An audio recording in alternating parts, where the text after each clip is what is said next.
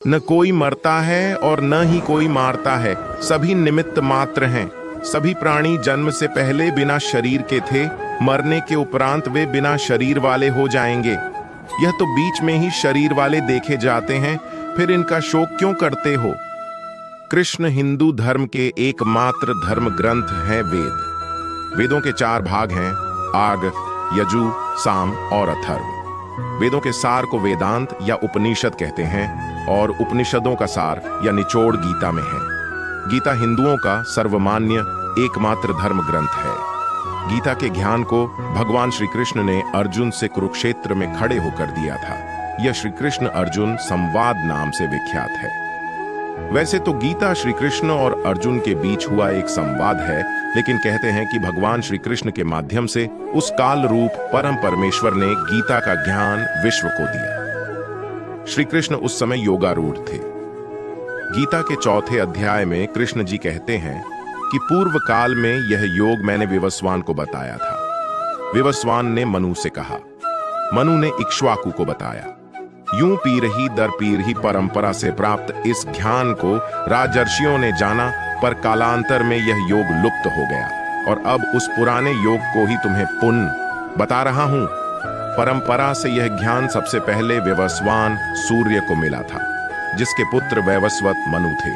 5 श्री कृष्ण के गुरु घोर अंगिरस थे। घोर अंगिरस ने देव की पुत्र कृष्ण को जो उपदेश दिया था, वही उपदेश श्री कृष्ण गीता में अर्जुन को देते हैं। छांदोग्य उपनिषद में उल्लेख मिलता है कि देव की पुत्र कृष्ण घोर अंगिरस के शिष्य हैं और वे गुरु से ऐसा ज्ञान अर्जित करते हैं जिससे फिर कुछ भी झातव्य नहीं रह जाता है। यद्यपि गीता द्वापर युग में महाभारत के युद्ध के समय रणभूमि में किंकर्तव्य विमूढ़ अर्जुन को समझाने के लिए भगवान श्री कृष्ण के द्वारा कही गई थी, किंतु इस वचनामृत की प्रासंगिकता आज तक बनी हुई है। 6 गीता में भक्ति, ज्ञान और कर्म मार्ग की चर्चा की गई है। उसमें यम नियम और धर्म कर्म के बारे में भी बताया गया है। गीता ही कहती है कि ब्रह्म ईश्वर एक ही है। गीता को बार बार पढ़ेंगे तो आपके समक्ष इसके ज्ञान का रहस्य खुलता जाएगा। गीता के प्रत्येक शब्द पर एक अलग ग्रंथ लिखा जा सकता है। गीता में सृष्टि उत्पत्ति, जीव विकास क्रम, हिंदू संदेहवाहक क्रम, मानव उत्पत्ति, योग, धर्म, कर्म, ईश्वर, भगवान, देवी देवता, उपासना, प्रार्थना, यम, नियम, राजनीति, युद्ध, मोक्ष, अंतरिक्ष, आकाश, धरती, संस्कार, वंश, कुल, नीति, अर्थ, पूर्व जन्म, जीवन प्रबंधन, राष्ट्र निर्माण, आत्मा, कर्म सिद्धांत, त्रिगुण की संकल्पना, सभी प्राणियों में मैत्री भाव आदि सभी की जानकारी है। श्रीमद् भगवद गीता योगेश्वर श्री कृष्ण की वाणी है। इसके प्रत्येक श्लोक में ज्ञान रूपी प्रकाश है, जिसके प्रस्फुटित होते ही अज्ञान का अंधकार नष्ट हो जाता है। ज्ञान, भक्ति, कर्म, योग मार्गों की विस्तृत व्याख्या की गई है। इन मार्गों पर चलने से व्यक्ति निश्चित ही परमपद का अधिकारी बन जाता है। 3 कोस 12 ईसा पूर्व हुए भगवान श्री कृष्ण का जन्म हुआ था। कलयुग का आरंभ शक संवत से 376 वर्ष पूर्व की चैत्र शुक्ल एकम प्रतिपदा को हुआ था। वर्तमान में 1929 शक संवत है। आर्यभट्ट के अनुसार महाभारत युद्ध की 137 ईपू में हुआ। इस युद्ध के 35 वर्ष पश्चात भगवान कृष्ण ने देह छोड़ दी थी, तभी से कलयुग का आरंभ माना जाता है। उनकी मृत्यु एक बहेलिये का तीर लगने से हुई थी। तब उनकी उम्र 119 वर्ष थी। इसका मतलब कि आर्यभट्ट के गणना अनुसार गीता का ज्ञान 504 वर्ष पूर्व श्री कृष्ण ने अर्जुन को दिया था।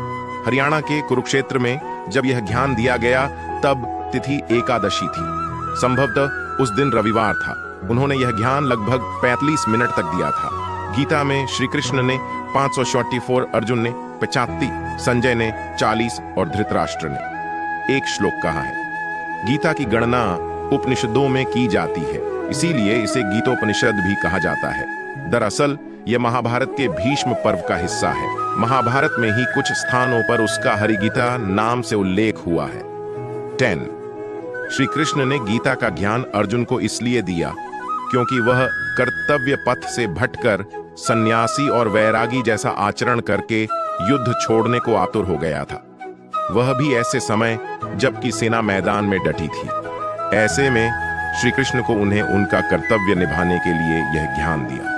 गीता को अर्जुन के अलावा और संजय ने सुना और उन्होंने धृतराष्ट्र को सुनाया। 11 गीता एकमात्र ऐसा ग्रंथ है जिस पर दुनिया भर की भाषा में सबसे ज्यादा भाष्य, टीका, व्याख्या, टिप्पणी, निबंध, शोध ग्रंथ आदि लिखे गए हैं। आदि शंकराचार्य, रामानुज, रामानुजाचार्य, मध्वाचार्य, निम्बार्क, भास्कर, वल्लभ, श्रीधर स्वामी, आनंदगिरी, मधुसूदन सरस्वती, संत ज्ञानेश्वर, बाल गंगाधर तिलक, परमहंस योगानंद, महात्मा गांधी, सर्वपल्ली राधाकृष्णन, महर्षि अरविंद घोष, एनी बेसेंट, गुरुदत्त, विनोबा भावे, स्वामी चिन्मयानंद, चैतन्य महाप्रभु, स्वामी नारायण, जयदयाल गोयंदका, ओशो रजनीश, स्वामी क्रियानंद, स्वामी राम सुखदास, श्री राम शर्मा, आचार्य आदि सैकड़ों विद्वानों ने गीता पर भाष्य लिखे या प्रवचन दिए हैं। लेकिन कहते हैं कि ओशो रजनीश ने जो गीता पर प्रवचन दिए हैं वह दुनिया के सर्वश्रेष्ठ प्रवचन हैं। किस समय किसने गीता को महाभारत से अलग कर एक स्वतंत्र ग्रंथ का रूप दिया, इसका कोई प्रमाण कहीं नहीं मिलता। आदि शंकराचार्य द्वारा भाष्य रचे जाने पर गीता जिस तरह प्रमाण ग्रंथ के रूप में पूजित हुई है, क्या वही स्थिति उसे इसके पूर्व भी प्राप्त थी? इसका निर्णय कर पाना कठिन है।